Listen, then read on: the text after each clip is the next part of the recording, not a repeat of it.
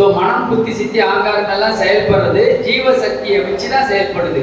அப்ப ஜீவசக்தி தான் அதுக்கு ஆதாரம். அப்ப ஜீவன் இல்லை ஆன்மாவுக்கு ஒடுங்கிடும். ஒடுங்கிடுச்சுன்னா இந்த தேகம் செயல்படாம அப்படியே போன மாதிரி கிடக்கும். ஆனா உள்ளே நம்ம ஆன்மா இயற்கையினும் உண்மை பெருமா சொல்ல பாருங்க, கடவுளுக்கு அவருடைய டிஸ்பிளேஷன் கொடுக்கும்போது இயற்கை உண்மை சேர்ந்து இருக்கும்போது இன்பமா இருக்கும். இந்த உயிரும் இந்த உயிரிலிருந்து வெளிப்படுத்தப்பட்ட தேகேந்திரிய கருவி கர்ணங்கள் எல்லாம் ஆதியிலிருந்து அது இருக்குது.